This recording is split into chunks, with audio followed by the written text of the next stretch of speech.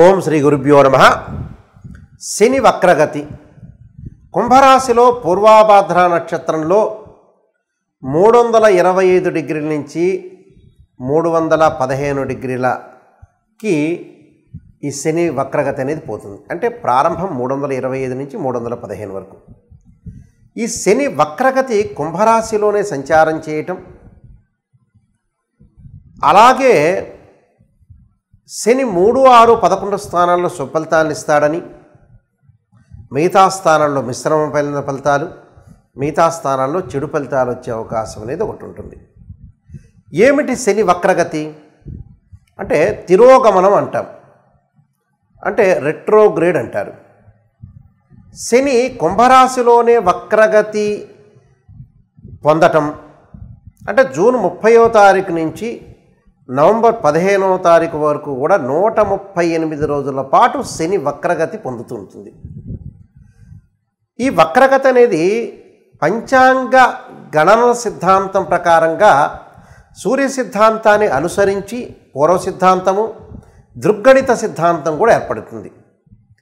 ఈ గణితం అంటే ఈ పంచాంగంలో మనం ఏదైతే గణన వేస్తుంటామో దాని యొక్క సిద్ధాంతాన్ని బట్టి మనం అనుసరిస్తే 5 గ్రహాలకి మనకి వక్రస్థితి అనేది ఏర్పడుతుంది. 5 గ్రహాలకి వక్రస్థితి అంగారకుడు, బుధుడు, గురువు, శుక్రుడు, శని. 5 గ్రహాలకి, పంచగ్రహాలకు కూడా మనకి వక్రస్థితి ఏర్పడుతుంటుంది ఒక్కొక్క సమయంలో. సూర్యచంద్రులకు వక్రస్థితి అనేది ఉండదు. రాహుకేతులు ఎల్లప్పుడూ కూడా వక్రస్థితిలోనే ఉంటారు. ఒక 2 ప్లానెట్స్ ఎప్పుడైతే అంతరిక్షంలో రొటేట్ అవుతుండగా, పరిభ్రమణం చెందుతుండగా, ఒక గ్రహము దాని యొక్క వెలాసిటీ వేగాన్ని తగ్గితే ఆ గ్రహం అనేది వక్రస్థితికి చేరుకుంటుందని ఆస్ట్రోఫిజిక్స్ చెప్తుంది. అంటే అన్నీ కూడా గ్రహాలన్నీ కూడా అంతరిక్షంలో తిరుగుతూ ఉండగా ఈ 138 రోజుల పాటు శని తన యొక్క వేగాన్ని తగ్గించుకుంటుంది అని అర్థం.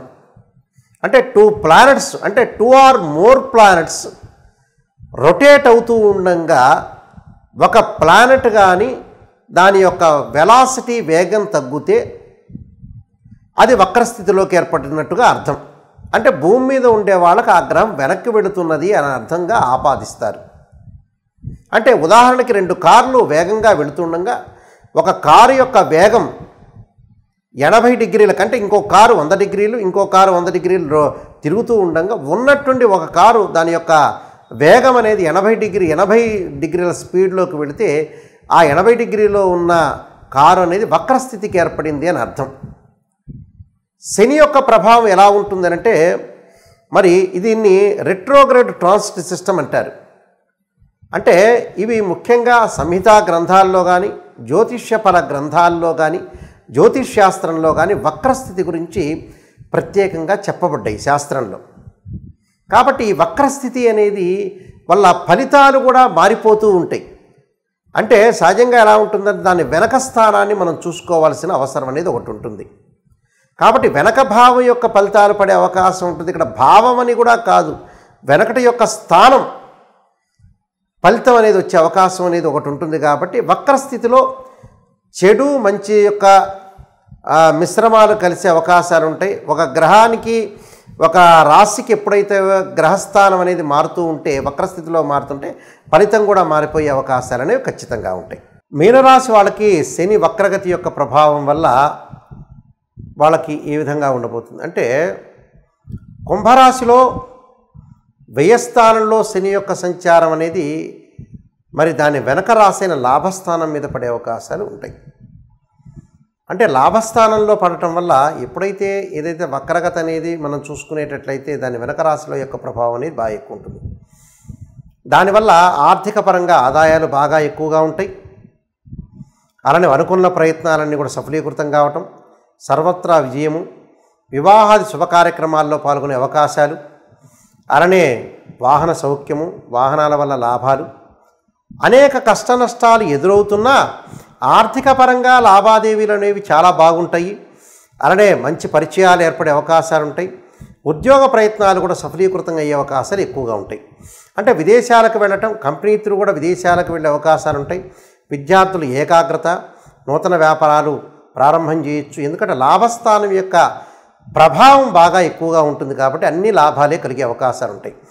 అలానే ప్రయత్నాలు సఫలీకృతం కావటం, విజయవంతం కావటం, ఒత్తిళ్లు చాలా పరిష్కారం కావటం, కొన్ని నూతన విషయాల్లో కొన్ని పరిగణనలోకి తీసుకొని వెళ్ళే అవకాశాలు ఉంటాయి. శత్రు రోగ రుణ బాధల నుంచి విముక్తులు కావటం, మంచి పరిచయాలు ఏర్పడే అవకాశాలు ఉంటాయి. అలానే అధికారులతోటి కూడా కొంత వివాదాలు జరగకుండా మనం జాగ్రత్త ఉండాలి. అంటే మాటల విషయంలో జాగ్రత్త ఉండాలి. సహోద్యోగులతోటి కూడా కొద్దిగా మనం శ్రద్ధ పెట్టాలి. వీళ్ళకి ఈ వక్రించిన శని వల్ల లాభాలే కలుగుతాయి కానీ నష్టాలు జరిగే అవకాశాలు ఉండవు. సంతానపరంగా ఇబ్బందులు ఉండవు. మానసికంగా కొంత ఒత్తిడి ఉన్నా ఆరోగ్యపరంగా ఇబ్బందులు కలిగే అవకాశం అనేది లేదు. ఆరోగ్యపరంగా కుదుటపడే అవకాశం ఒకటి ఉంటుంది. అలానే వాళ్ళ యొక్క అధికారము, వాళ్ళ యొక్క పేరు ప్రఖ్యాతలు పొందే అవకాశం ఉంటుంది. అలానే రుణాలు ఏదైతే ఉంటాయో అవన్నీ కూడా తీర్చుకునే అవకాశాలు ఎక్కువగా ఉంటాయి. కోర్టు సమస్యల పరిష్కారం, అన్నదమ్ముల మధ్యలో సఖ్యత, అంటే ప్రతి దానిలో కూడా వాళ్ళకి అనుకున్న ఫలితాలు జరిగే అవకాశాలు ఎక్కువగా ఉంటాయి. అంటే ఉపశమనం లభిస్తుంటుంది. అన్ని పనులకు కూడా వాళ్ళకు ఉపశమనం లభించే అవకాశం ఉంటుంది. ఆర్థిక పురోగాభివృద్ధి, కుటుంబ జీవిత విషయంలో కూడా మంచి విజయాన్ని సాధించడం, కుటుంబ జీవితంలో కూడా ఆనందం, శాంతి, కుటుంబ సౌఖ్యము, కీర్తి వృద్ధి, ధనాదాయము, మనోనిర్భరము, సంతృప్తి, మీరు మీ ప్రవర్తన వల్లనే కొన్ని విధానాలు బాగా ఉండే అవకాశాలు ఎక్కువగా ఉంటాయి. అంటే అవార్డు, రివార్డులు, ప్రశంసలు, కుటుంబ పరంగా వృద్ధి చెందటం, గౌరవ మర్యాదలు బాగా పెరుగుతాయి. అంటే నూతన వ్యాపారాలు ప్రారంభం చేయొచ్చు.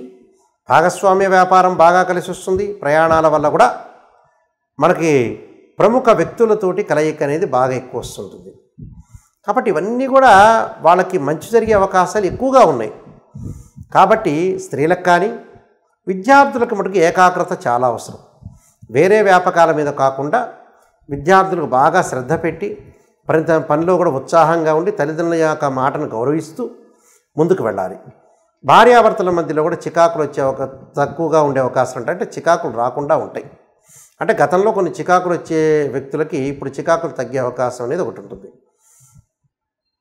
అలానే సంతానం ద్వారా కూడా శుభవార్తలు, వివాహాది శుభ కార్యక్రమం తలపెట్టినవన్నీ జరుగుతాయి.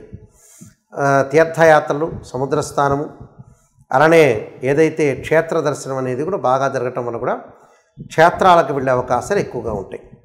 దీనివల్ల మంచి జరిగే అవకాశాలే ఎక్కువగా ఉంటాయి. కాబట్టి ప్రతి పనిలో కూడా జాప్యం లేకుండా ముందుకు వెళ్ళి మన జీవితాన్ని నడిపించుకోవడానికి ఎన్నో ప్రయత్నాలు సఫలీకృతం కావడానికి భగవంతుడి యొక్క ఆరాధన అనేది చాలా ముఖ్యం. మనం ఎంతైతే ఆరాధన చేస్తామో అంత ఫలితం వచ్చే అవకాశం ఉంటుంది. మనలో లోపాలని మనం సవరణ చేసుకొని ముందుకెళ్ళటం అనేదే మానవుడు చేయాల్సిన ధర్మం.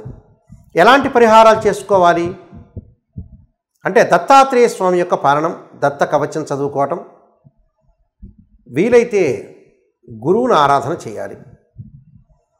అంటే దేవానాంచ ఋషీనాంచ గురుకాంచన సన్నిభం బుద్ధిమతం త్రిలోకేశం తమ నమామి బృహస్పతి అనే మంత్రాన్ని ప్రతిరోజు కూడా ఓం నమః శివాయ పంచాక్షరిని 27 సార్లు కానీ 54 సార్లు 108 సార్లు కానీ చేయాలి. స్త్రీలకి మానసికంగా ఒత్తిడి తగ్గటానికి క్షీరపుత్రాయుధి అమృతతత్వాయుధీమే తన్నో చంద్ర ప్రచోదయాత్ అనే మంత్రాన్ని చక్కగా చదువుకోండి. మీకు మంచి జరిగే అవకాశం ఖచ్చితంగా ఉంటుంది. మీన రాశి వాళ్ళందరికీ కూడా మంచి జరగాలని ఆశిస్తూ సర్వే జనా సుఖినో భవంతు.